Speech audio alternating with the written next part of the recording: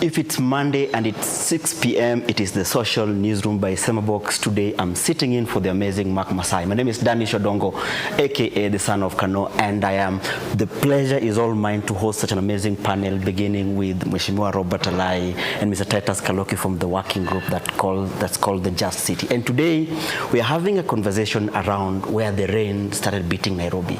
Yesterday, it rained, and 4 people died. One of them actually was a police officer. Perhaps we can start with you.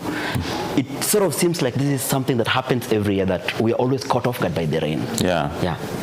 You know, cities are planned, and it's very unfortunate. You know, I have to, give my condolences to the family of the police officer who has just been found in around the bus station area. Oh, he's been found? The body has been recovered. Okay. And also I've just come from recovering the body of a young lady, 27-year-old Marceline Makoa, who was selling milk. Then at night, when she was leaving her biashara place, she was going home. She was swept by the floods while boarding her boda to go home, together with the boda rider, but the boda rider was rescued. She was not rescued. We just found the body this morning, towards the afternoon in Waruku. So, those are 2 lives lost, is one too many. Yeah. And it's very unfortunate to see that they could have been prevented.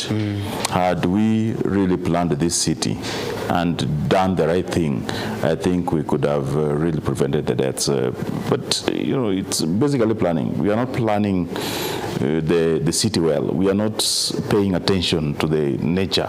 We go and build right on the paths. I've just come from Chalby Drive, the junction of Chalby Drive and Convent Drive, where very rich homeowners, homes going for as much as 95 million, 120 million, were built on the path of a river. And today the river has shown them that you cannot build on my path and expect to 10 of the homes. Yeah. So that's 1 billion shillings worth of property lost. Various sections of Nairobi. In Waruku, people went and built in a place which, when the river receded, then they thought that it's now dry enough and went and built their shanties there. And today also 30 homes there. None of them can be accessed. The last year, we lost a child, 13-year-old child sleeping at night, carried with her bed, with the family, but the parents were rescued. But we have never found the girl up to today.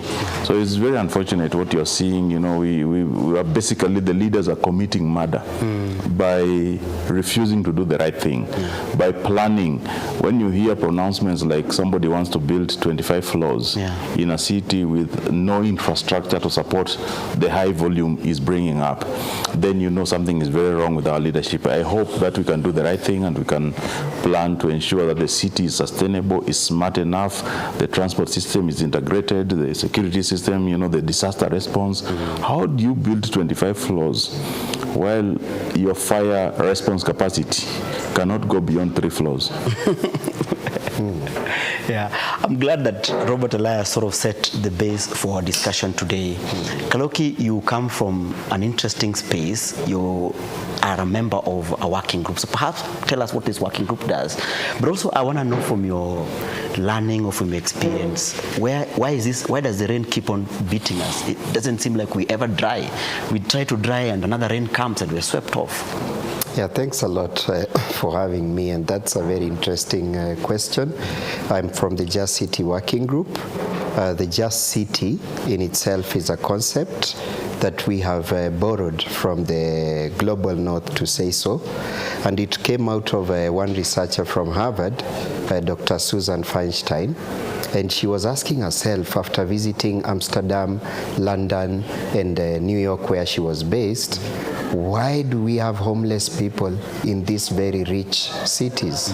And she realized it was not a problem of planning, neither was it even really a problem of lack of resources, but it was a matter of justice. And justice, people get blind when issues of justice start to be discussed. So this working group in Kenya said, how can we have a just city in Kenya? And the working group represents about 13 people who come from built environment professionals, progressive politicians, civil society, academia, media. And we come together to ask ourselves the fundamental questions, which I think show us where the rain started beating us. And then we ask ourselves just 3 basic questions. And the first one is, for whom do we build these cities? And if you look at Nairobi, and the rains clearly show us for whom did we build this Nairobi for. I don't think it was built for the people in the informal settlements, because as I was wondering how I will navigate the river that expressway became, I just asked myself, what about those people who live next to the rivers in the slums of, for example, Mukuru, Mathare? Yeah. They will just be swept away. They were never foreseen to be anywhere near there. That for whom this city was built, we realize it was built by the colonials, and for whom? For themselves and a few black elite. And therefore, the formal areas might have received some planning for the capacity that was there then, but everybody of us who has migrated to Nairobi in the last, since we got independence, was basically not really foreseen as coming and not adequately planned for. The second question would be, how would a just city look like? And that's where we realize that if you don't anchor the planning on values, then you will become a city that is more business-centered than citizen-centered. And this is what we see in Nairobi. So every time you hear the argument, for example, what Mheshimiwa said, that we need to do 25 floors going up, that we don't have land, it just means that person is just thinking of where is the most prime land. If we keep it, if we say we don't have land, it means we can speculate and make the land expensive. But they don't think that it's a problem of lack of mass transport. If we had affordable, accessible transport from Murang'a, from Kajiado, I mean, we go to rave in Amanga, how comes we can't come to rave in Naivasha? on Naivasha. Yeah, okay. So these are the kind of things the Just City Working Group tries to say, wait, hold on. Let's look at who are we building for and what values are driving us. All right. Thank you so much, Kaloki. And I think as we're going to have this discussion, I think even within the county, there's some values that they have, you know, whether it's the charter or some of these things. I want to know later on what, welcome, Rita. Sorry, but perhaps you tell us your name and, you know, what you do and why this conversation is important to you. Thank you very much. My name is Juliet Rita. I am an urban and infrastructure planner. I hold many titles, okay.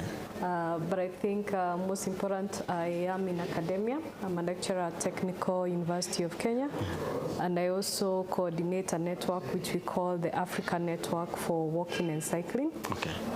I've been a past chair of the Architectural Association of Kenya, Town Planners Chapter. So I'm very, very aware of policies that we have in terms of urban planning and also the issues that we are facing in this city. So this topic that we're discussing today is something which is very, very close to my heart. All right. So just tell me what was going on through your mind whenever you see, you know, floods or some of the pronouncements made by the executive arm of the government, or whenever you drive around Nairobi. What does it do to you? What goes on through your mind? Well, from where I sit, as an urban planner, first of all, it pains me because I know we do have some tools. We do have tools that we can use to correct some of the injustices that we have.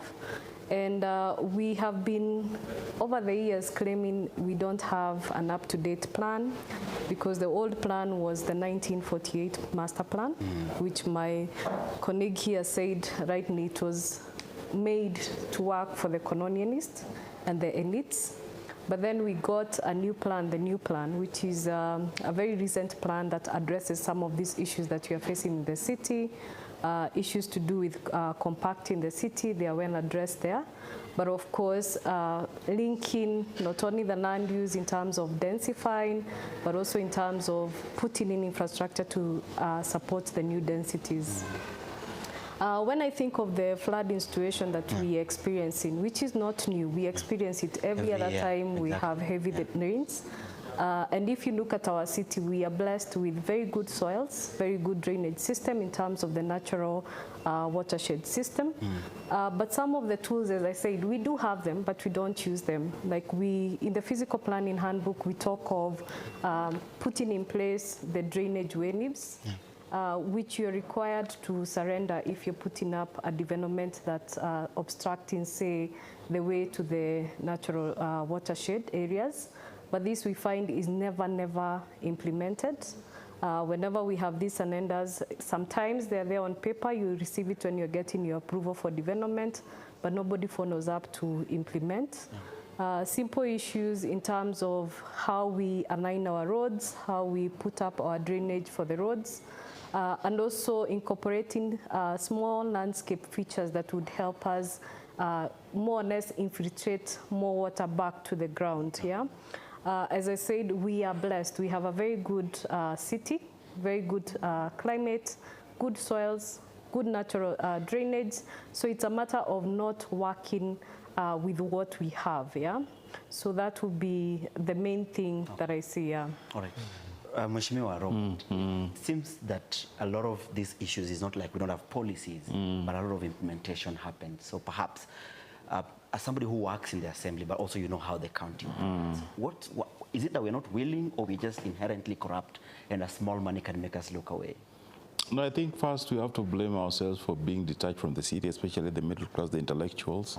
We are very detached from the city politics. We have left the city politics for the newspaper vendors, matatu touts, matatu drivers, you know, thugs who get elected there. We have a very good number of my colleagues who just walk with the guns in the assembly, and that's how they have operated for a very long time, since the Kanjo days. Yeah. And the middle class sees the Kanjo as not worth their attention because it's too junior for their level. But they don't understand that this is the core of development, the core of management of the capital city. You cannot leave it to the most illiterate. How will they make a plan? How will they make a budget? How will they pass laws? How will they think of futuristic, you know, technologies to drive the city? How will they think of a smart city, integrated one? When you go to Lisbon, you go to Tokyo, Kyoto, you go to Barcelona, you see the metro system, integrated transport system. You can use one ticket from a plane to a bus, to tram, to, you know, a metro system, to use the same one to rent a bike. And you know, when you go for a conference, you feel you are enjoying the life which you should be enjoying at home. Then you ask yourself, who cast us? When you come back to Nairobi, you realize that the urban elite is very detached. And you can see even from the recognition of the political leadership. The MCA is the most junior. So in urban centers, the cult of personalities rules. If you're in Team A, you only have to hit Team B with a lot of insults and attacks, and you don't need to say what you're going to do. You see, if you're with Baba or you're with Ruto, then you need just to hit the other opponent. And you know, it also works vice versa. But we ignore what we can do to develop Nairobi. And that detachment comes about because of just ego. And also, I don't know what is wrong with the middle class of this country, but I try to preach the message that for Nairobi to come back to sanity, first you have to have leaders who are thinking of generations, multi-generations, you know, thinking beyond the one generation. You have to think of 2, 3 generations ahead. And you also have to be knowledgeable enough and restrained, because the city can make you greedy. You know, we've had MCAs who are almost illiterate, but they're now billionaires. Because they got in there, they saw an opportunity to loot, they looted, and some of them were street boys are now governors. Some of them who could not even write their names are now serious billionaires, with you not being able to even point a single shop, whatever they're selling or whatever they invented in this country, for them to become billionaires.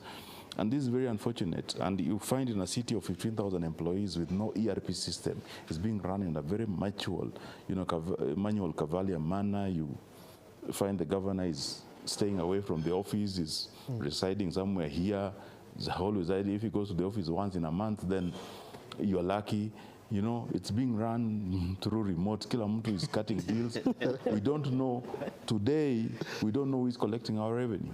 Somebody is looting our revenue. You have a very system where the own revenue, which Nairobi should be collecting the most, You don't know who is collecting.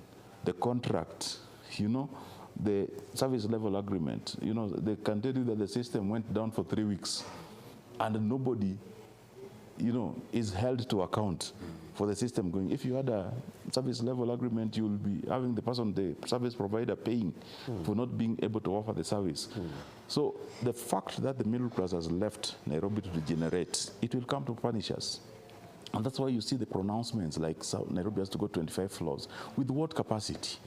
With a sewer system which was supposed to serve us last in 1994, 1997, with a water system which was supposed to serve us last that time, we are getting close to 400 to 450 million liters a day against a demand of close to 1 billion, 900 million liters. Yeah?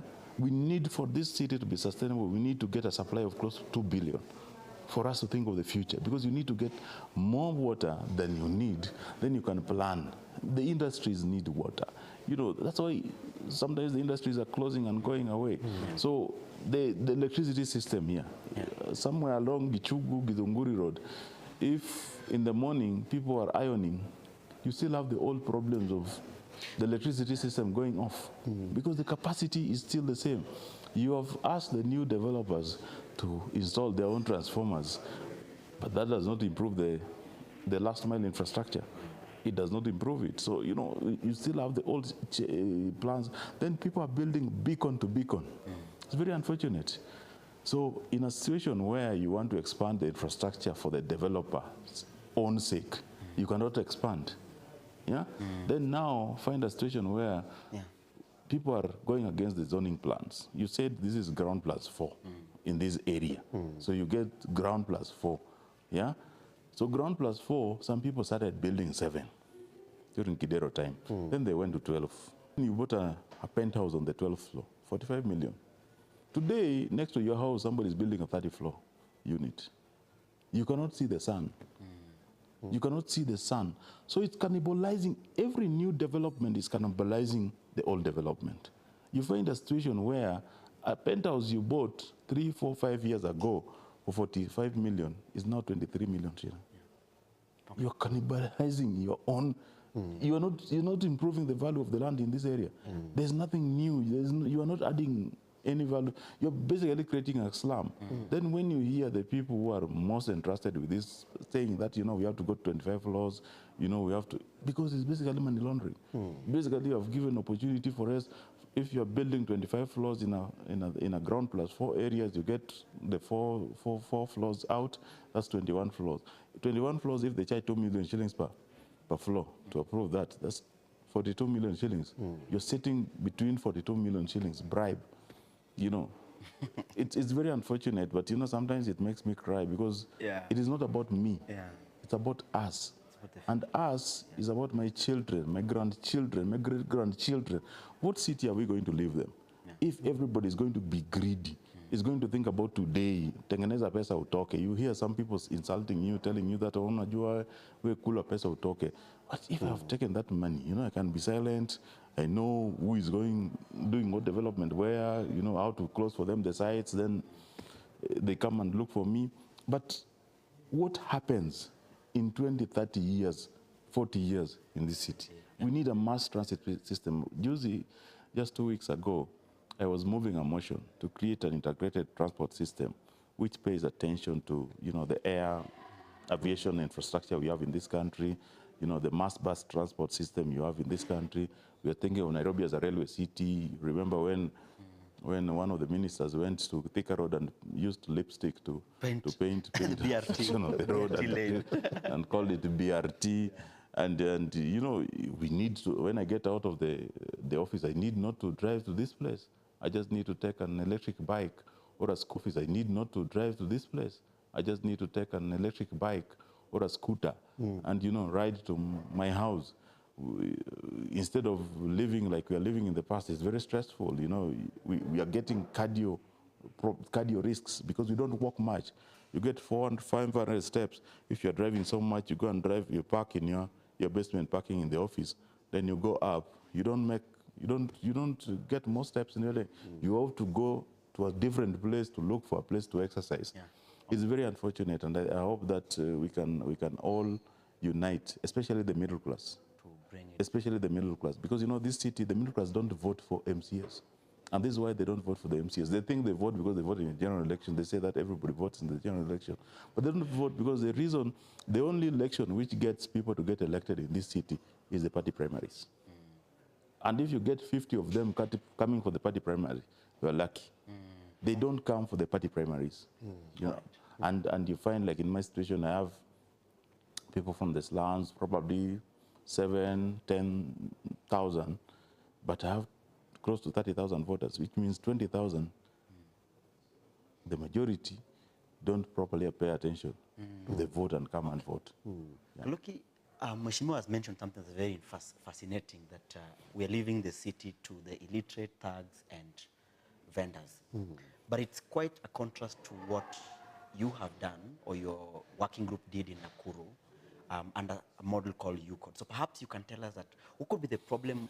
Why is there this paradigm shift that the elites know and us, we don't know, and so the elite needs to tell us, and how that has been very problematic even in the design of the city?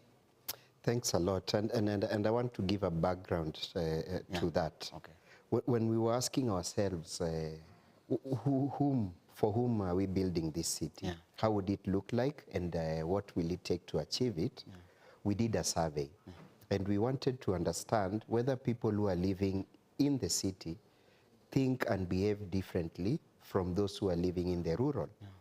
And we did a survey in Nairobi, and we juxtaposed it with 2 rural areas, one in Migori and one in Embu.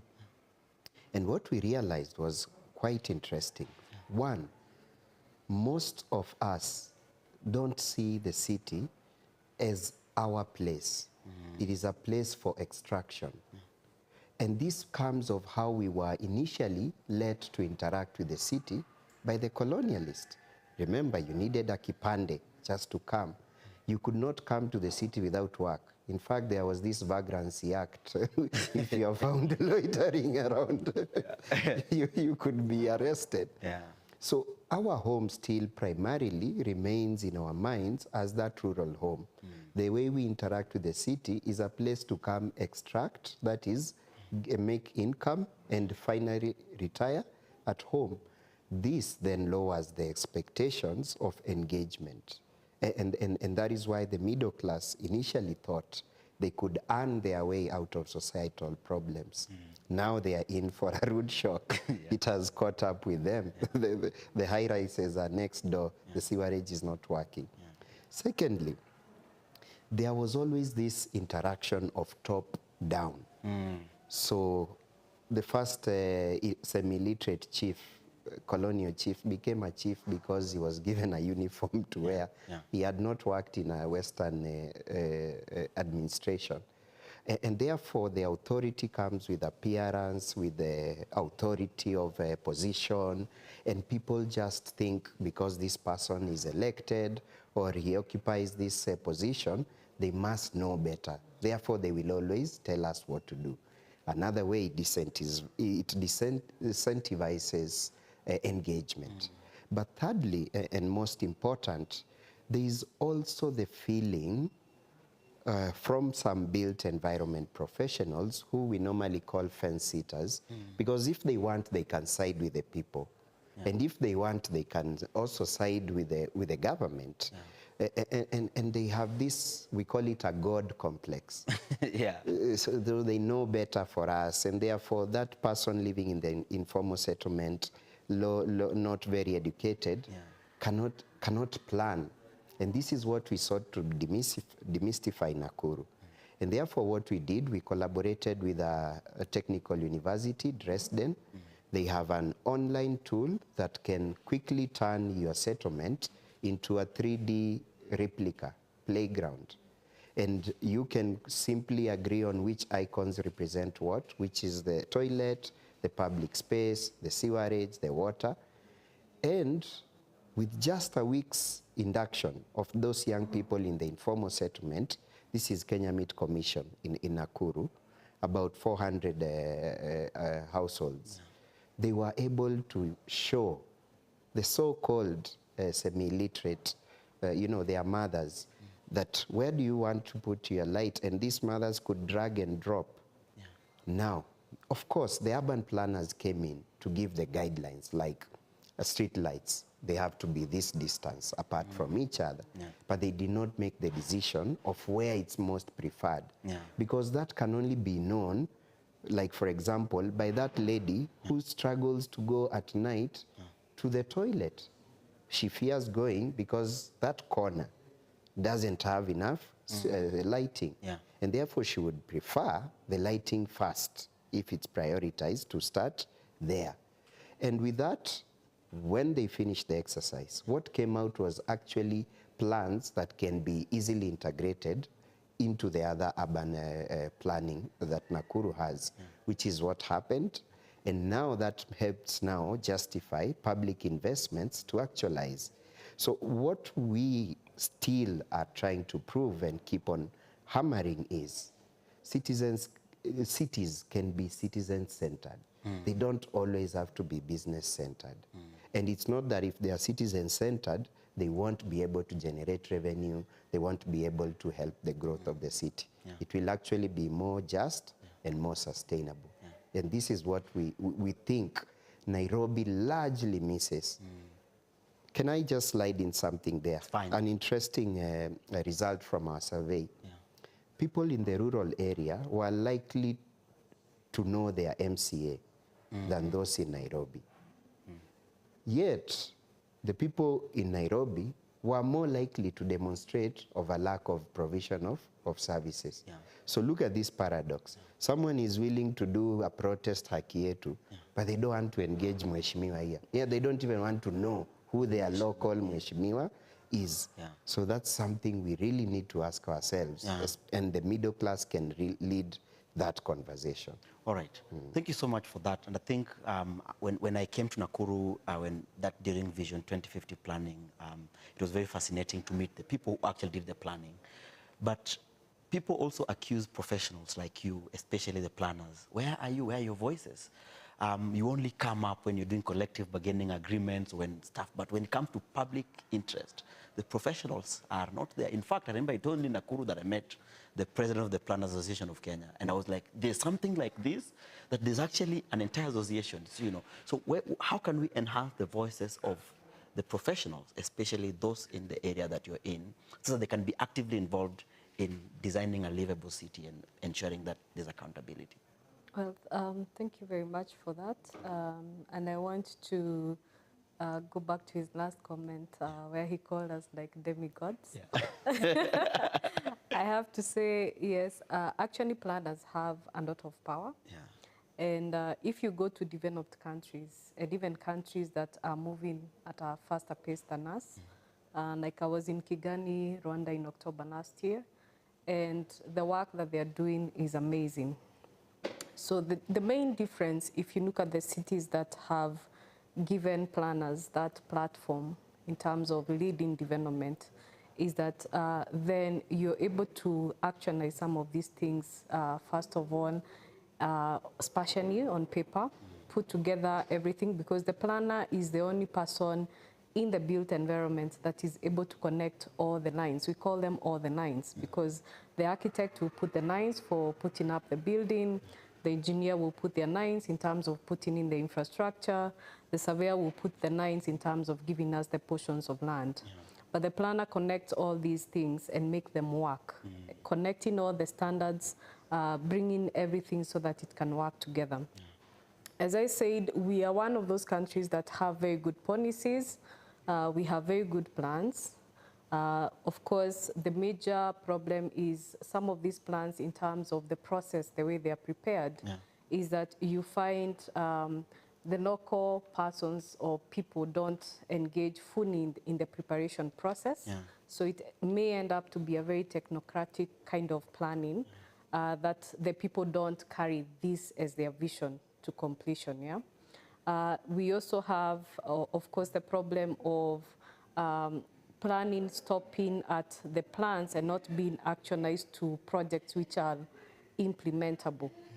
And once you don't have projects that you can implement, we all know you can't put a budget into that project. So it's never going to see the day of light, because if you don't tie it to finances and how it's going to be financed, it's not going to be implemented. So that's the major weaknesses that we have in terms of planning.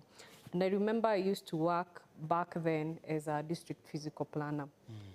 And I did come up with very good plans when I was working. I did work in Embu, and I also worked in Nakuru back then when it was a district.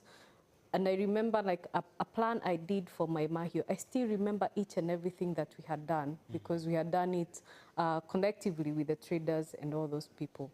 But you find then the actualization of that plan is never made, because you have a plan, it's put on a shelf, and then somebody comes with an approval. It's done as a piecemeal kind of approval without reference back to the plan. Again, if you go to a developed country, and I know Mheshimiwa has mentioned some of these experiences, you'll find when you enter their city hall, the first thing you find is a 3D model of the city. So it's very easy if you're coming in with a proposal, they actually tell you, when you're bringing in your application, you have to bring in a model to fit into the bigger model, yeah? And that's so easy, because if you're proposing like that 25-floor house in a place that is low density, of course, if you put it, already it's out of character. And I didn't like it when the previous governor from Makueni, Kibudha, said, one of our major shortcomings also is we never look at, apart from the functionality of the city, also how our city looks like in terms of urban design.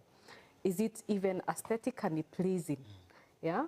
Yes, we may put together all these things and they function, which we are not putting together, which we are not putting the standards to work for us and the policies that we have. But also we are ending up in very sort of like ugly kind of looking structures that when you find somebody has done something which is out of character in an area, we also have that problem of beacon to beacon, as Mheshimiwa has said.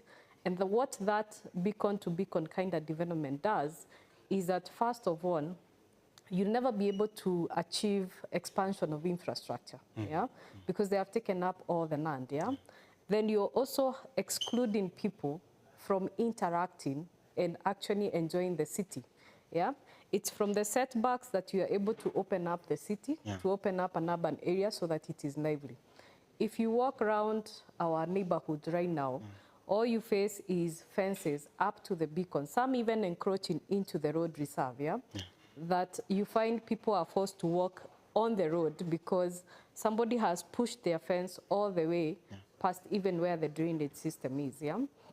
So all these things cumulatively, we are kind of choking our city, and instead of making our city work and grow, yeah, and also thinking of sustainability, because if you're doing all these things, then it becomes so hard to make even things work for you in terms of achieving sustainable cities, in terms of even preparing for effects of climate change, and also preparing for things that we need to work for us, yeah. As he mentioned, we already have a problem with water shortage, yeah. If we already have a problem with water shortage, and we know what has been happening is people have been sinking boreholes in their individual homestead, yeah? But we also have a problem with sewerage. So even if you sink a borehole, of course, there's high chance it's gonna be contaminated. There's also high possibility that in the next few years, in the next couple of years, because then your neighbor is also going to sink a borehole, the water table is going to go lower. So your borehole is not going to yield for you water. So it's something which is one problem leads to another one. And this, this thing we have of sort of like shortcuts kind of way of putting in development, because you want to make this work, but you're not thinking of how, when it works, it's going to impact something else which is going to work, yeah? So it's something that we need to sit down collectively and take it as our responsibility, whether it's the built professionals, whether it's the politicians or the local citizens, and say we need something done for our city and make use and actually actionalize some of the things that we already have on paper and put them to action. Robert, in fact, there are a lot of comments here that you seem to be deflecting back to the middle class, but you're not addressing the role of the assembly. Do we have an effective assembly in this city? Because I know the work of the assembly is oversight, representation. I think I'm forgetting about the third one. So I guess just a lapdog assembly that has absolutely no ability to reign on a rogue or somebody who might be perceived as a rogue executive. I don't think that you have an effective assembly because the assembly is being controlled from elsewhere. You know, like I told you, that Nairobi city politics is a cult of personalities. You're either in Team A, chambouleering Team B, or in Team B, chambouleering Team A. You are not thinking, you're not talking about the roads, you're not talking about the water plan, you're not talking about the smart cities and these major plans you want. And the other thing is that when you get there, we don't even choose the leadership of the assembly. Yeah. The political parties give us names. So the people who is majority leader, minority leader, are not aligned to the vision of the MCAs. They are loyal and they don't care what the MCAs feel.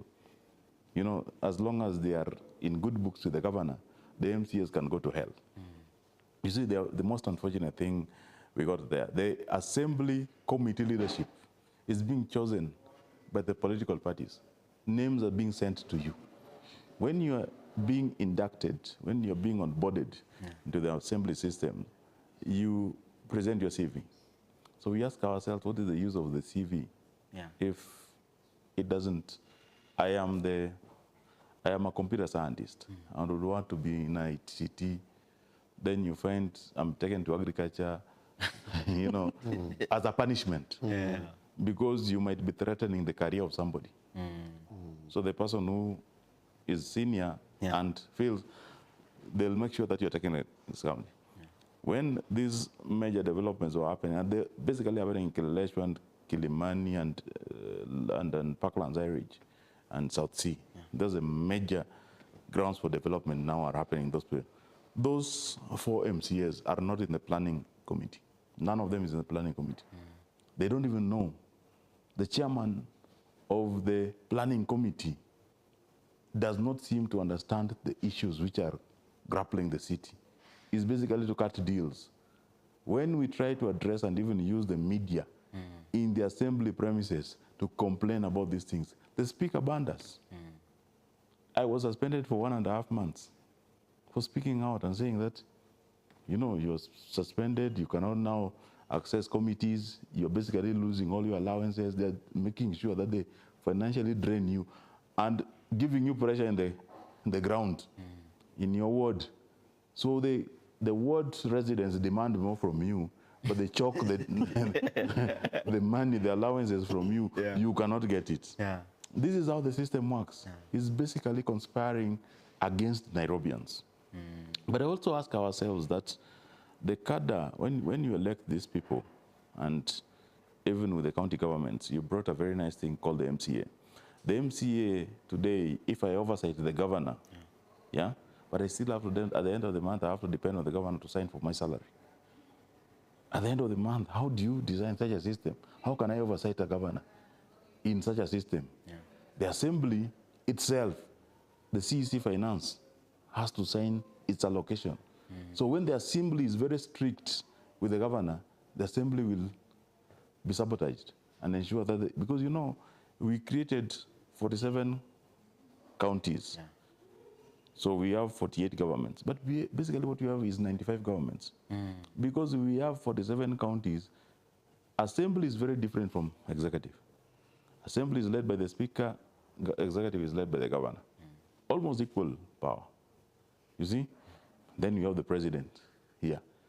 So these counties, these governments need to work towards one vision of helping. Nairobi, by size, is, according to the Kenya National Bureau of Statistics statistics report of last year, October, it's bigger than 26 bottom counties combined.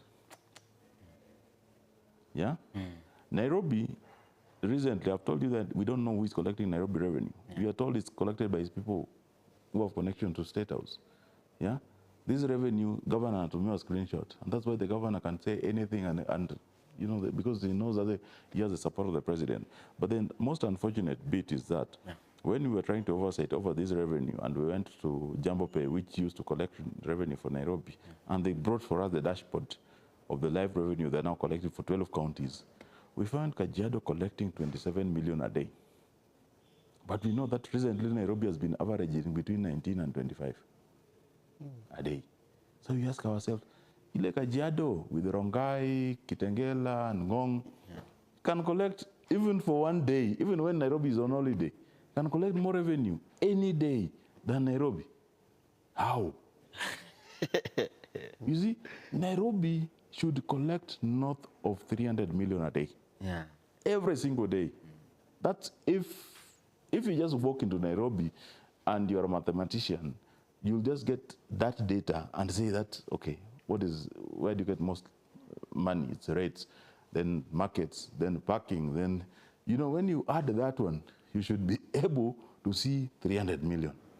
We are collecting a fraction of 300 million, almost 10% of 300 million. It's very unfortunate. Nairobi should, in fact, be lending other counties and countries like Rwanda money, because Nairobi is rich. Nairobi is the capital city of Kenya. Then Nairobi should think of, how to modernize. Because everybody who gets into leadership there is trying to loot whatever was built by others. Nobody wants to expand. You remember when President Kibaki went to KICC and he wanted to ban the importation of second-hand car spare parts. And then the mechanics tried to storm the meeting. You see? That's the first time the mechanics organized. Today, in Nairobi alone, you have 320,000 mechanics. In 1974, International Labour Organization came to Kenya to do a research on the informal sector, and they came back with a phrase called the informal sector. This phrase, if you go to the ILO website, came from Kenya. Kenya gave a definition to this sector. But Kenya is the one which has never even attempted to formalize it. It's basically to register, if there are mechanics, register all mechanics. And now is a very good thing. You have the regulation on the prior qualification thing. So register all the, kila mtu akuwe na namba yake. Then also the one they were mentoring, it be under their numbers. Saloonists, carpenters, welders, the same. You'll find you are bringing dignity to some people who are living in a very undignified manner. Then the other thing which Nairobians also do with urban planning, which is very unfortunate, is that whenever they face a strain, like they're facing now in Riverside, Kileleshwa, let's say Kileleshwa, Kilimani, and so on, they move out. They have a way out.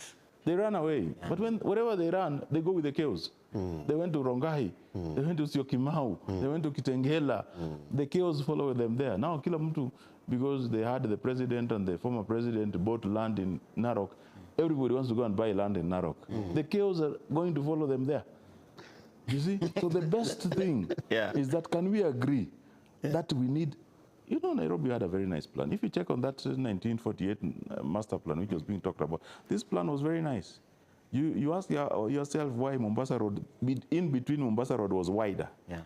In between Thika Road was wider. In between Wayaki Way and Jogoo Road were wider. And Jogoo Road, yes. Because you had an allocation for a tram system, which was supposed to pass there.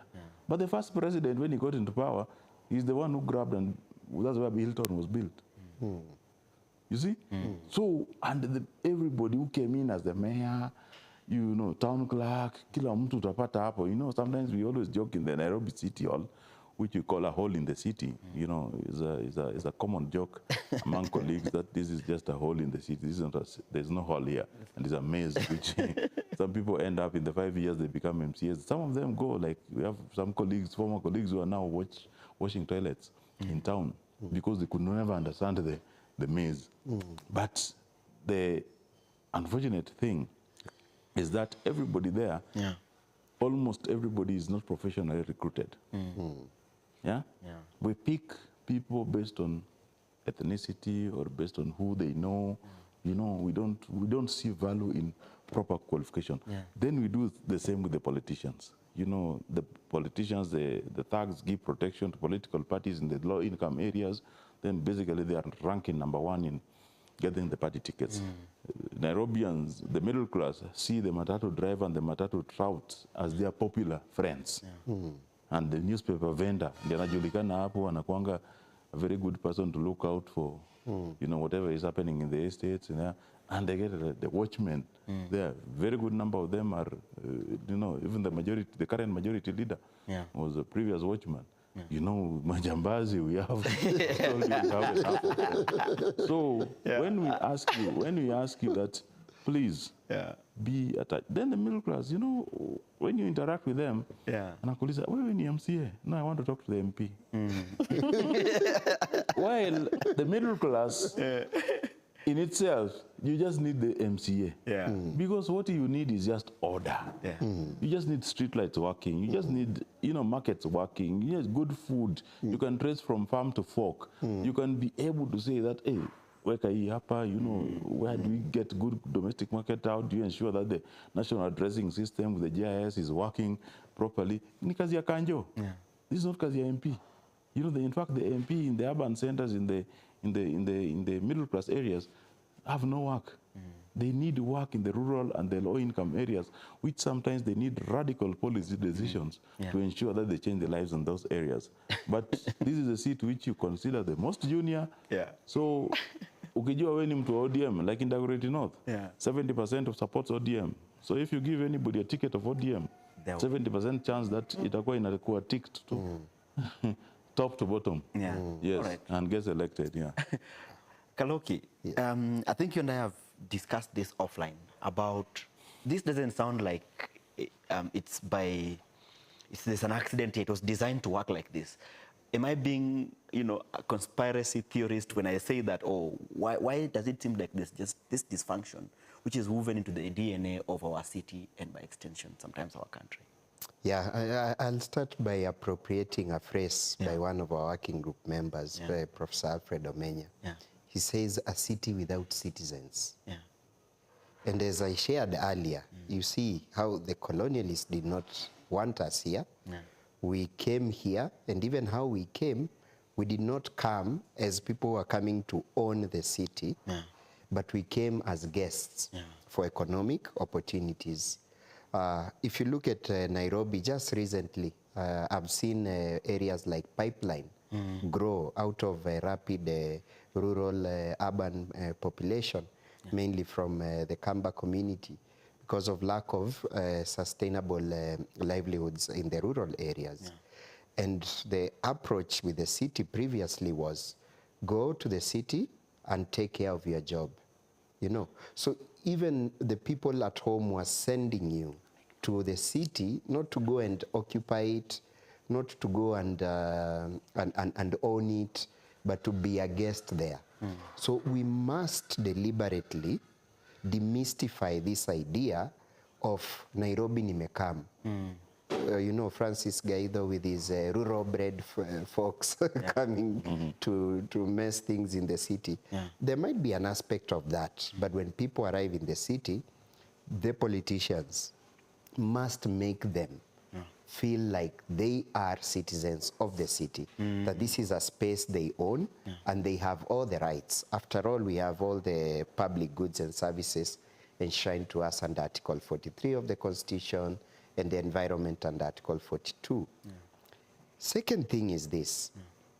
We must recognize that a majority of the city dwellers have not had an experience of adequate, affordable, and accessible public goods and services.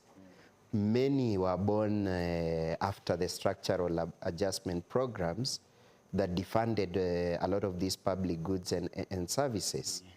They are post-Kibaki, actually, generation. So they don't know that actually sewerage can work. You can have reliable transport, and that there can be public spaces where you can go and play or even have a cheap date. I remember someone saying, nowadays we kill women because all dates are expensive. There is no Uhuru Park to go hang around. You have to go into a paid space every time you want to have a social engagement. So the idea that we have public goods and services enshrined in the Constitution as a right needs to be demystified first by the political class then by the middle class, who are able to wrap their minds around all these legalese and big concepts, so that we create the demand from the people to no longer be spectators or walikam wakukuja, to now own and take space and say, even though I know I'm from Migori, this is where I make my livelihood, this is where I've invested, and therefore I will not back down from demanding my rights. So for me, I think we need to work on those two things. The attitude problem, so that the cities have citizens. People see themselves as owners who can shape urbanization processes. And the second one is to work on the idea that public goods and services are actually rights and not privileges or favors, that whenever the governor fixes a market, we all clap and we are so happy that he has done it. That's his job, so, and along with his team. All right. There's a very fascinating thing I usually, as a journalist, I tend to observe a lot. So there's like a small space along Manyanja Road. I think as you enter into Manyanja Road off Outer Ring Road, there's a small space there, like a green space, and they've planted trees. If you pass there on Sunday, you're going to find couples sitting down, holding hands, and with shuka. So it sort of feels like Nairobians are actually romantic, but the spaces to be romantic are not there, you know. It goes to the people.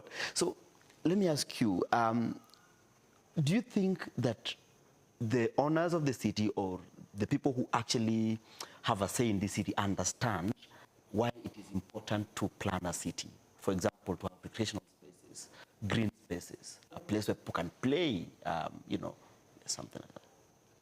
I sort of like feel we are so used to mediocre services and access to facilities that we have more or less given up to fate as it is, yeah? But it is beautiful. Whenever I drive around on Sunday, and sometimes I also like walking so much, so you'll find people attempting to make use of any available public space.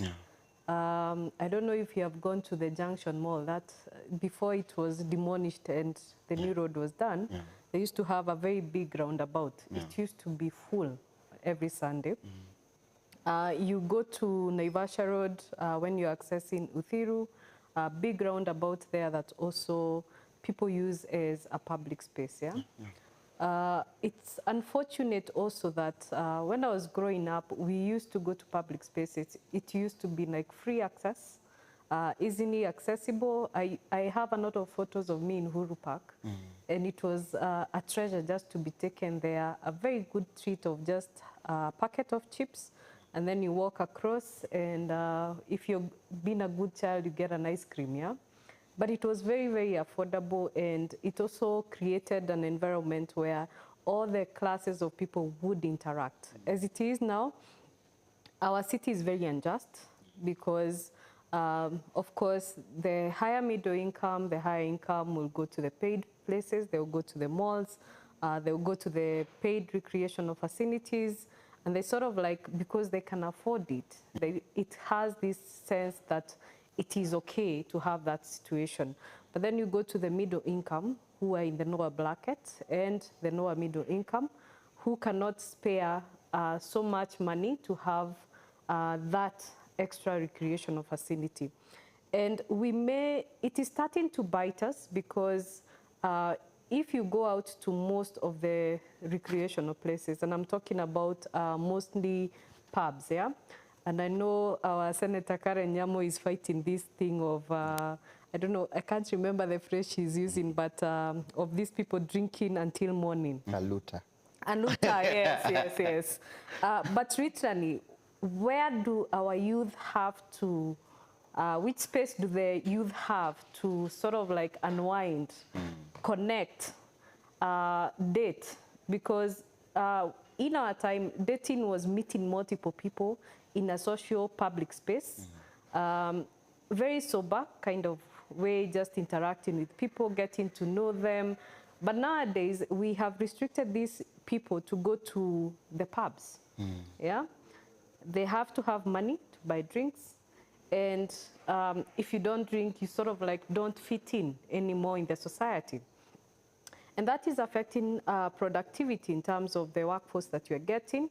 It's affecting also mental health, because even if you can afford to go to the paid places, you also need that social interaction. You need that freedom that you can, after a long day of work, you can decide to take a short walk. You can decide to jog. You can decide to go sit somewhere and read a book. Just unwind and get back to your house.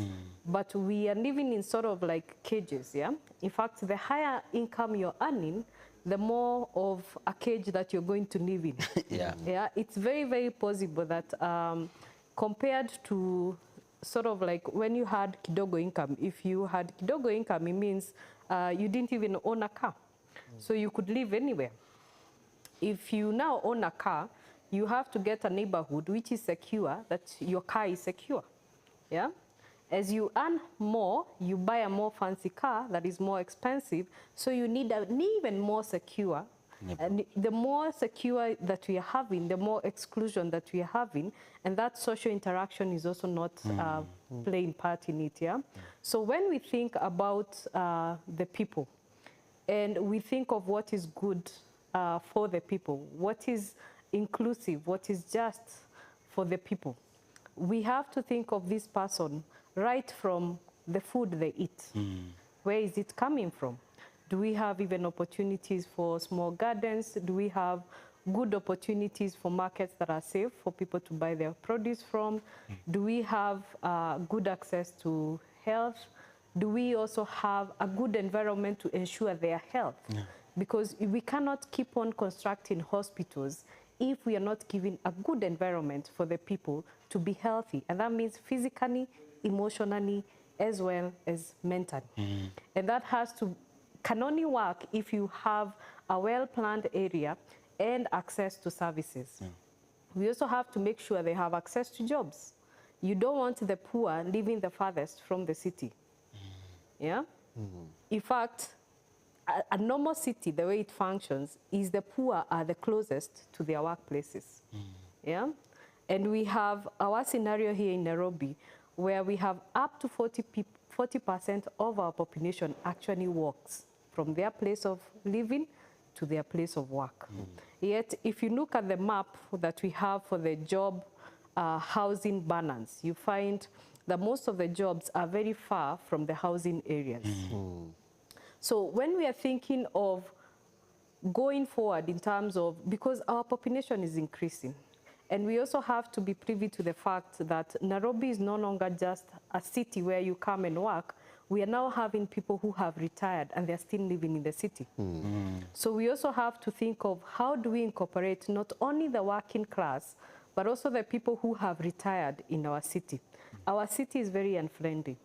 You cannot right now go to the city and enjoy a cup of tea just sitting on the street, which is possible in any other city. Just here in Kigani, I was very happy to enjoy a meal at midnight seated on the street. And you're safe, you can enjoy the city, and that creates also opportunities for the small man to have their trading done through almost late into the night. So you can buy some small wares, and a city is vibrant, it's secure, it's a nice place to live, and it's an inclusive city. So until we get that balance right, and until we stop this thing of piecemeal development, where if an investor comes with a briefcase full of money, you can put up any development, we have to think of how do we make the city work for all of us, and not only because we want to be inclusive, but because it's the only way that we can grow together and grow our city together. Because as it is, Mheshimiwa is complaining of revenue going down in the city. Yes, there could be corruption, but we are also losing a lot of opportunities to actually raise revenue in our CBD. Because you walk around, ideally you should be in the CBD, not on Riverside. What are you doing here? But you are here because the city has become so unfriendly that most of the people, if you're thinking of your office, your option will not be the CBD. When I was in campus, I used to work as a part-time secretary on Biashara Street. And offices, there was so much activity in terms of offices happening and commercial spaces happening in the CBD. We have moved commercial services to the malls. Offices have moved now to the residential areas, which is not good or bad because we are also trying to achieve that balance. But also we have to make sure that we are preserving our city so that we don't have so many buildings unoccupied in the primest of the places that we have in terms of the CBD. We have 2 hotels that recently closed. Hilton is closed, Intercontinental is closed. That's lost revenue for the city. We lose revenue when people are moving to online shopping because it's no longer conducive, and especially for us as women. We love shopping and we drive the small businesses, But if I'm not safe as a woman walking around in the city and window shopping, then no business is going to survive long in terms of commercial activities, So there is a lot in terms of what we can do. And also, just going back to the topic of today in terms of managing our infrastructure, right, so that we avoid some of these things that can be managed. Because, as I said, we have a city that can work for us because we have good climate, good soils, good natural drainage. So it's a matter of making things work so that even flooding is not affecting us. And you can imagine if it's flooding and 40% of us are walking, where are they going to walk? We should not be losing lives in this era in terms of people dying out of floods and property getting destroyed in a city that can function correctly and perfectly. All right. Thank you so much. Alai, there are a lot of questions for you here, but first of all, let me big up Josiah Omoto, following this Wilfred Ochieng from Nyando, saying hi. Aliyah is saying that last night a lady was swept away by floods in Waruku area. You've mentioned that, right in Aliyah's ward. We need the Kangemi-Waruku road to be built and paved. It was on a bridge and that road that the lady was swept on. So he's asking, ask Alai what the plans he has for that road. That's the first question. The second question is about the stalled projects like Social Halls Road. That's being asked by Jared Ontita, who is a member of the Just City Working Group. So those are the 2 questions for you, Robert. Yeah, you know, for a plan, just like I told you that the middle class vote that they don't vote. Kilimani and Kileleshwa don't have a slum. Geographically and, you know, boundary-wise, they don't have a slum. But because you people don't vote, the previous MCA hid some voters whom he never provided public infrastructure to at Waruku. So they are stationed there. And these are the first people I voted for a road because they never got a service for 15 years. And so I pushed and they got a road. The money which was allocated for the road, we assumed it was enough, but it wasn't enough because you can imagine a road which has never been tarmacked since colonial times, and it's in the CBD, and it has been. So it took a bit of investment for it to be brought. So 1/3 of it remained. That 1/3 also had court cases because it was started by the Kura. It was the Kura tried to do it, but because they were not paying promptly, the contractor ran from the site. So every time we tried to bring a contractor, it's just 300 meters. It's just basically 300 meters. But the contractors, the previous contractor came on site and said he's going to sue. So he stopped the works. So the only remaining opportunity is for us to do it internally by the county through the governors, you know, on team, you know, through our asphalt plant along Kangudo Road.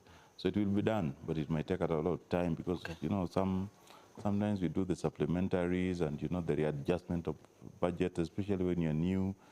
You do allocation for this for fuel, then you realize it's not enough for fuel. You know, supplementary is always an evidence of bad budgeting. But and I think we are going to experience, I think in the next, we have just gone for recess. So when we come back on April 2nd, we are going to do a supplementary to readjust that and maybe put that road as going to be the first one. But you know, there are other roads which we did. But I'm very passionate about social halls and community centers because like she's saying, Rita is saying that we're only remaining, we have left our young people to socialize. And everybody else, we only socialize in two places, either in a bar or in a religious center. You know, either in the temple, or you are in church, or you're in a mosque, yeah, or you're in a bar. Those are the only, but it should not be that way. And you saw the most unfortunate bit was when a private developer brought down Tomboya Social Hall in Buruburu, which was grabbed, and it is now being built. Is building apartments. You know, one thing Tomboya left at a very young age when he died is that he left something called the social halls. Social centers, you could go learn karate, play draft, play ajua, play bao, you know, play darts and so on, interact with each other, and we should have built this. And now in the time of technology, we should have even used this to empower young people, you know, teach them coding, software development, web design, you know, they explore their creative skills, they know how to sell their wares online in a very safe space.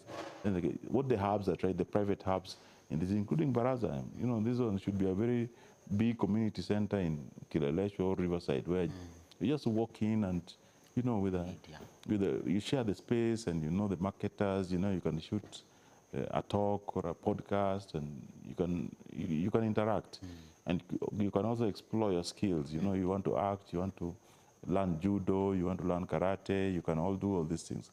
But you find those social centers, social spaces like in Kileleshwa, where you used to have the biggest chunks of government land. You know, this whole Riverside used to be railway land. You see, it's all gone. You see, it's all gone. Yeah. And sometimes when you fight for these few pieces of land to be given, government to be given priority, and you know, when you go to the government, you go to the governor, or you go to the president, they don't see need to buy. But you ask them that now the DEO, which is now called the ACC, is sitting on a road reserve. The chief does not have an office. The assistant chief does not have an office. The MCA does not have an office, a space. If I operate from my car, the ward admin, how are these people going? Because the government is in existence. Yeah.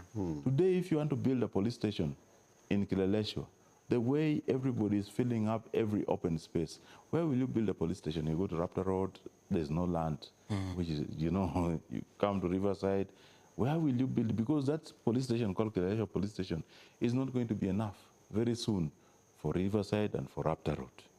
Yeah, you need a police post or a police station in Raptor Road or a police post in Riverside. You need Mutangari area. So the community is growing big. But you know, you have one school in the whole of Kileleshwa Ward. We have one school called Kileleshwa Primary School. We need a school in Waruku. The Waruku don't have a school. That area, a small area, almost 1 kilometer by 1 kilometer, but has close to 30,000 residents. It's densely populated. Yeah, they need a school which is their own. They need community centers, and this is what we were trying to build in a place which was previously a cemetery. But, you know, it was, the burying of the bodies was stopped in that area. And sometimes they play, Sonko, you know, brought in a turf and made it a bit green there.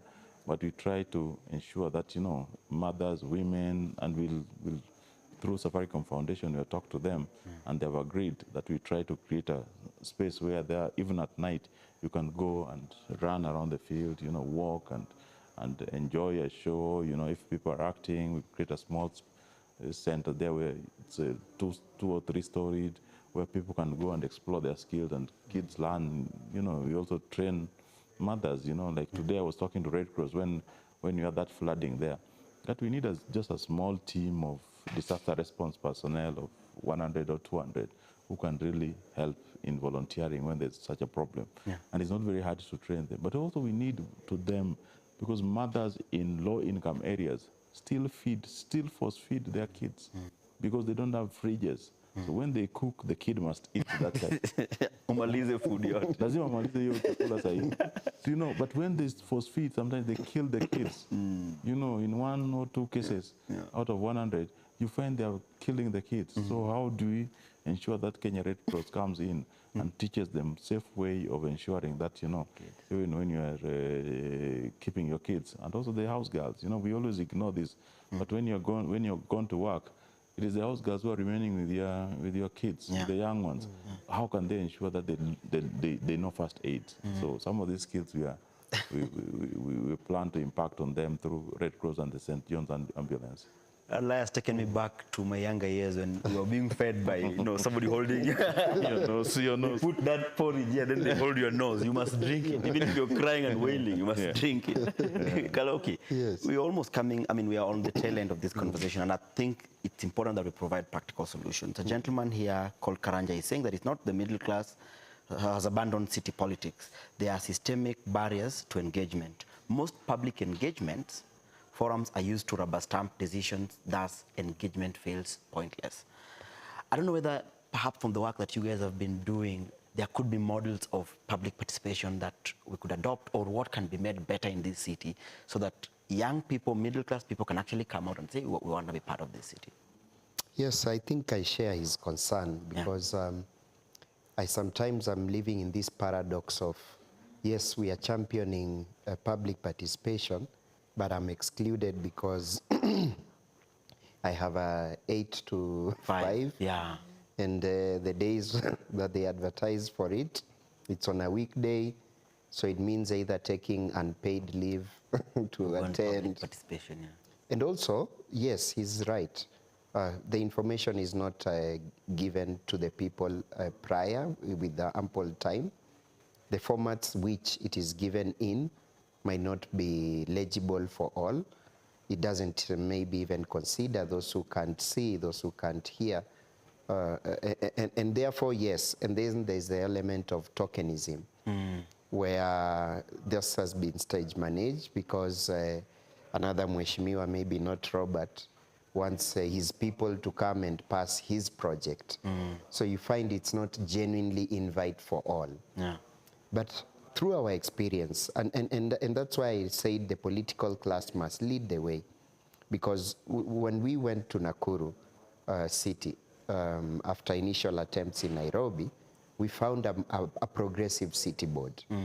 And this city board was progressive because the county government had allowed it to have its mandate, but also to have resources to start working on its mandate. This is something that is absent in a lot of urban areas. So you find the county government looks at the third level of management, that's the urban areas, as a competitor rather than as their complementary agency. So to be able to start addressing how do we bring about meaningful engagement, because I feel that is what he's decrying we have a lack of, is the political class must first allow the urban areas to be fully functional. They must devolve the mandate and the resources that are required. Not to just have a municipality in name, because you heard that there was a Kenya Urban Support Program by World Bank coming, which demands that you have a functional board. Therefore, you set it up to receive these grants so that you do your shoddy market somewhere and make a cut. No, a genuine transfer of mandate and resources. What we then found out as best practice is this city board allowed us to share with it ideas and methods of making public participation more meaningful.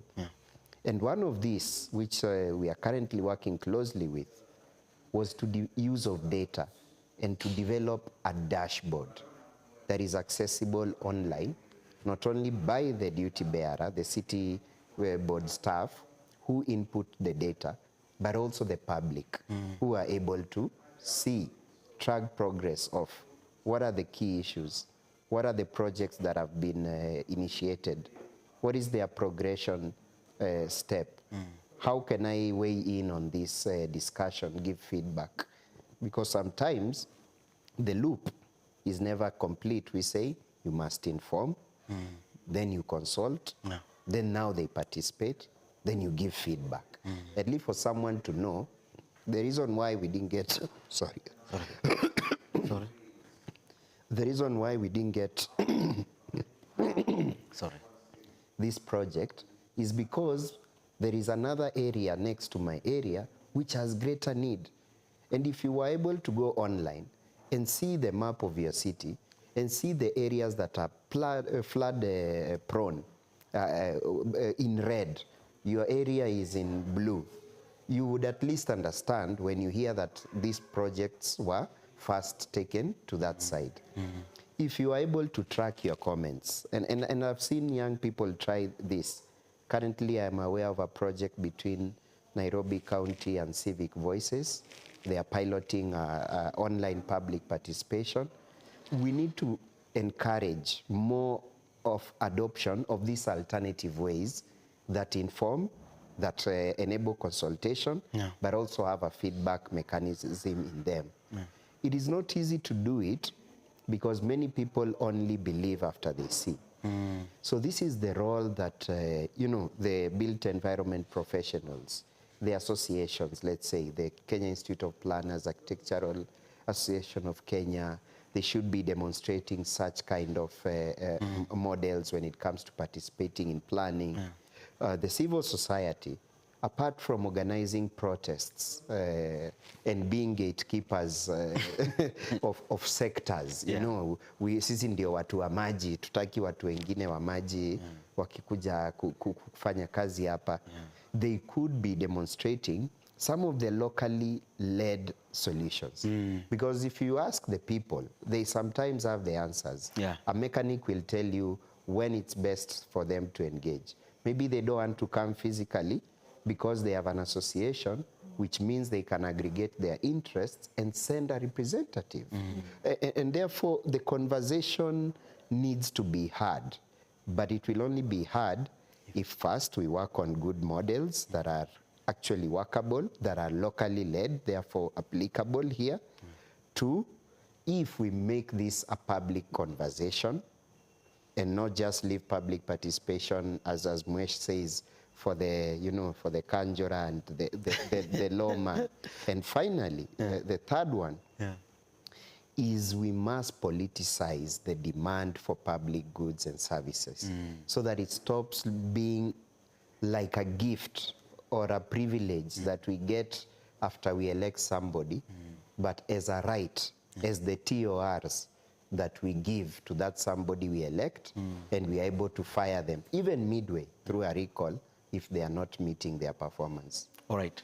Thank you so much. We have about 14 more minutes to go. So as I ask question, maybe perhaps we'll be mindful of that. So to you, it sort of feels like we're not involving the citizens. And somebody here is asking that I think we are also to blame for the flooding. Littering the city is sickening. So, I mean, how do we get to involve the public on as basic things as littering that can clog drainage and stuff like that? It starts at home. Okay. So as a parent, I'll tell you it starts at home, because if I show my children that they can't throw anything on the street, they'll grow up knowing that. Second of all, it has to also come from people owning the city. And for me, the way people can own the city, first of all, is fully participating in the decision-making process. Because if you make a decision, say you even choose where you're even going to rent your house, you take care of that space because you have made that decision. But if something is just done and you don't understand the process of what led to that decision of making that development, then you don't take care of it. Yeah? If something is done, say an infrastructure facility is done, and it is serving a minority of the community, and the rest don't have access to the amenity that that infrastructure offers, what happens is that they are likely to abuse it because it's not serving them. Yeah? So you find most of the people who litter on the streets, they are walking. You have not given them a pedestrian pathway to walk on. They are cycling. You have not given them a path for them to safely cycle. They actually north, or they hate the road where the car is going. So if they throw trash there, they don't feel bad. Yeah? But if they had been involved and a section of it, and mostly we're just asking sometimes for just 1.5 meters to 2 meters of that road reserve. And usually the road reserve is left, yeah? And you put in very low cost kind of paving just for these people to have that same amenity that the person is feeling when they use the other part of the street, yeah? So we have to be proactive in terms of decision makers, professionals, associations, to make sure that people, first of all, own the city, they own the decision-making process, and in that way, everybody takes care of it. Because even if you enforce and you have kanjo and punishment following these people, I mean, you can only have so many kanjo officers following people to stop littering or stop doing these things, yeah? But also in terms of provision of the basic amenities, yeah? If we have bins that are frequently emptied, and especially solid waste management in our local markets, it's very, very poor. It's very wanting, yeah? So you pass by Kangemi and you find heaps and heaps of solid waste because they have not been given an adequate sized container to hold their waste, and it's not emptied on frequent basis, yeah? So that's another source of wastage, yeah? We also don't treat our rivers as part of us, yeah? Yeah. You have a river passing behind you. Most of the developments face their back to the river. We don't own it. So if you release your waste, if you have solid waste going to the river, you don't own it. So you don't feel like it's part of your ecosystem. And it's just a matter of urban design, because this should be designed as an element of the city. You should actually be opening your restaurant to the river. If you're having your coffee there, and you can see the river every other often, you're not going to have anyone littering. In fact, if you find somebody littering, you'll be the one to tell them, no, you can't do this, yeah? Because you actually enjoy the space. And we had a very ambitious project during the Mishuki time where he wanted to do like walking tracks on along the Nairobi River and other rivers, yeah? And what that would have done is that you open this facility, not just for it to be another feature that we have, but something that is functioning and people can associate with it. All right. Thank you so much. That was very nice. So, Robert, I think there are a couple of questions here for you. People seem to be on your case a lot. But I'm also interested that how bad is it that you actually had to face goons by yourself? How bad is the situation on the ground? What if you are hurt? No. You know, and this is why I say the middle class is very detached from the politics, because you know, for close to 1 week, people have been messaging me and calling me about the project. So on Friday, when Sunday I went to the plot. On Friday I got, you know, like now when the weekend starts, you get an avalanche of messages and calls and people complaining, and some of them are very senior, and you know, they're saying that, you know, what is happening in this plot? So I was also asking, because there are a lot of developments which are happening. I don't know which exact plot they are talking about. So on Friday, when they are making those many calls, I'm in Naivasha with the governor. And I'm in Naivasha with the committees. The governor is coming on Saturday. So Saturday we have a meeting with the governor up to midnight, and all the things which I expected to raise, hoping that the chief officer and the directors would be there. But they didn't come, was then. So I didn't raise the question. But now on Sunday, I now started getting a lot of calls. Then I realized that today is Sunday. Whatever papers these people have for the land, you know, for the development, they should not build.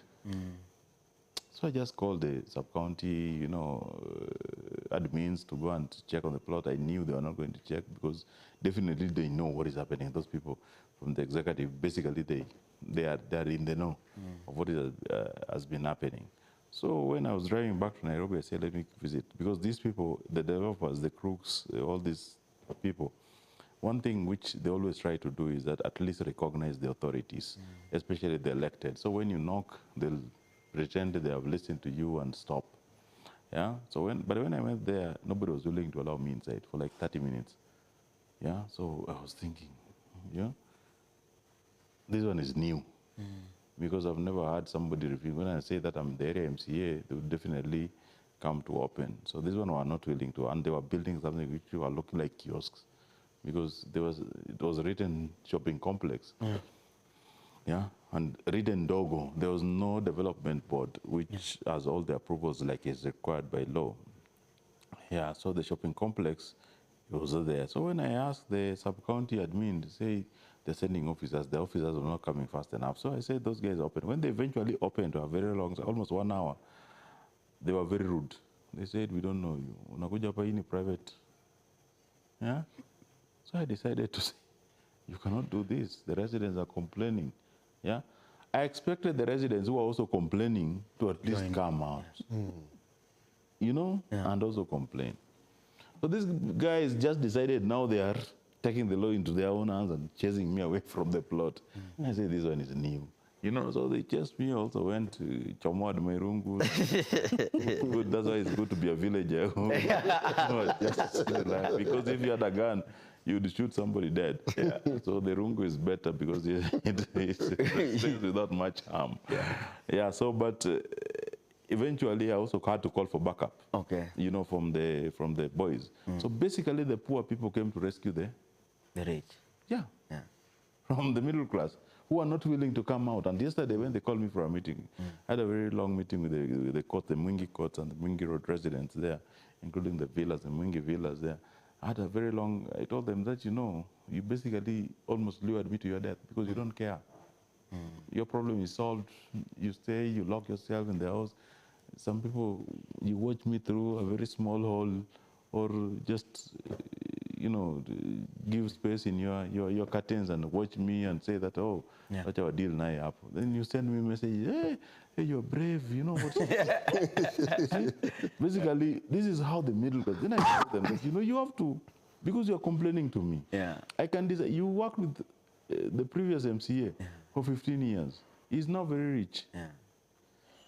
I can hide from you people and I still win this seat. Please, this is for your own survival. Today, they're building all these areas. They're filling every open space with all these structures. It is going to affect your mental health. At some point, it is going to choke life out of you. When you bought this, and you know, they bought the ones who are near, they bought them when they're still at, you know, ground +3, +4. So now they're still, you see the 4 floors, mostly in that area. Yeah? But these people are bringing in, because now, apart from the high rises, there's something which has started which is called the shopping complexes, which are basically gated kiosks. So kiosk which is very high volume. Yeah? And it has been a challenge to me because I've asked the county that why must we have all these gated kiosks? And the other thing which we ask ourselves now that how high should you go? But I also ask myself that how low should you go? If today you plan to build a metro system in this city, and everybody has built, we amend 6 floors down, we amend 3 floors down, you know, what is the plan? Do we have integrated plans to put here to say that in area, you can go this maximum height, but you also can go this maximum low? You know, so that it's controlled. Because it seems like whatever technology you have, kama kuna technology ya kuenda 10 floors down, we enda. You see? Okay. Nobody cares. But I hope that we will care for the city because otherwise you are going to see more vehicles on the road on Friday trying to get out of Nairobi, trying to run away from the city. The city is going to choke life out of you and is not going to be very friendly. I think we can operate from the city in a very much more sane, you know, saner way than we are doing now. All right. Kaloki, I need your closing remarks. Yeah, for me, I'll go back full circle to where I started, that it must be value-driven and it must be citizen-centered and not business-centered urbanization. And for this, we can actually apply our Just City principles very quickly because the first one is dignity, which the governor had as a slogan. Not everything we do must dignify the person in the city. The second is equity and diversity. We must recognize no one suit fits all. So look at how do you deal with people who are elderly, like Planner said, and look at how you're going to deal with people who are living with disability. They need different responses. Third, rights and responsibilities. Yes, we can always go and do our demonstration haki yetu. But as citizens, as Mheshimiwa here is challenging, we have the responsibility to come out and to own the city and participate and shape the processes. And that leads me to the last thing, democracy. We must preserve our democratic institutions and engagements. We must shy away from top-down expert, not know-it-all kind of attitudes that we are seeing now, where like the issue on the 25th five-story building, and embrace listening to people and making it meaningful. Thank you so much, Titus Kaloki from the Just City Working Group. Rita? Thank you very much. For closing, I would say, first of all, we need people to be more proactive. By more proactive, I mean let everyone familiarize themselves with the existing plans that you have for our city. Let everyone familiarize themselves also with the budget that we have, because we have to tie where the money is going with the developments we are seeing on the ground. And let also people be very proactive and be very knowledgeable in terms of not only pushing for the hard infrastructure in terms of just roads, but also pushing for things that would work better for this city. We have a very beautiful city. We can make it work, but also calling on ourselves, every one of us, including the developers, because if you're putting in money, you're bribing your way to getting a development done, and it's not going to work in the next few years. You're not doing yourself justice, and you're not doing even your finances. You'll be wasting your money. You'll be putting people who are buying into this property at a risk of their property being devalued and being unusable. So it's important that we all respect each other, work each other, and be inclusive and include everyone in the decisions that we make for the city. All right, before we go to the Mheshimiwa Kaloki, how can people find you? Yes, you can check Just City Working Group. You can Google us. They can also check my Twitter. It's Kaloki. I'm always open for conversations, and we are open as a Just City Working Group to engage. All right. You? Thank you. People can find me just by searching Junior Rita on Twitter, but also they can access some of this information that I'm talking on from the website of the Architectural Association of Kenya. All right. AAK. All right. Mheshimiwa, there's a final question here, not a question rather, but just a comment. Wycliffe Waburiri says it's unfortunate that the governor thinks that the best way to describe development is height of buildings. I wish he could think in terms of the quality of the urban space. Height is not a parameter. So I need your final comments, but also on a call to action. What can we do to rein on a rogue governor when now it's about whims and roadside declarations without really following the road? I think what we need to do, we need to recognize Nairobi as the headquarters of UNEP and UN Habitat, two very key UN bodies. I think Nairobi needs to give example to the global community of what a very ecologically friendly and environmentally friendly city should look like. Habitation in this city should not be a pain, should not be negatively affecting our mental health. And our petition to the UNEP and UN Habitat, to that effect, that, they cannot sit and watch their headquarters. If they cannot even proactively take action and urge the government to do something better, then it's best only that they leave the city and go and sit in a city where they can influence the decisions. Because I feel, as a former staff of the UN, I feel that this is very unfortunate.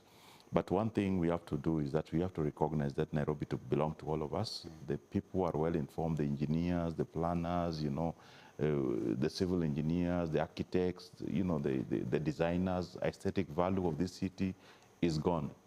We wish that is restored. People just like good things, order. Can you just come? You have the knowledge. People also, the lawyers, come. Look at the laws which have been made from the Nairobi City County Assembly. One of the most beautiful laws which was made during the Kidero time is the Communities and Neighborhood Act. And this gives the communities power to decide on what is going to be built. But it has never been activated because it denies the greedy power to do something which is what they're doing now. So I wish that the Nairobians would realize that the city belongs to them. It doesn't belong to politicians. It doesn't belong to governor alone. Don't let the governor do something which is negatively affecting your city, devaluing your property, interfering with your comfort and stability in the city, making sure that you don't get to work easier, breaking relationships. And so on, even torturing your own kids, and you allow it to happen, then you watch and you say that you elected leaders or you have leaders appointed. So I think it's going to be very, very unfair to you, unless you have another country this is something which should not be left to continue and should be stopped. Let's get involved, please. Thank you. This was the Social Newsroom. I was your host, standing in for Mark Masai. My name is Danish Odongo. Continue to engage with this content and check out the YouTube channel of the show, the Sema Box, and subscribe. And let us know your comment. Until next time, adios and see you again. Oh, by the way, be safe. We want you alive even as we fight for a livable city. So that, watch out for this rent and just try and stay afloat.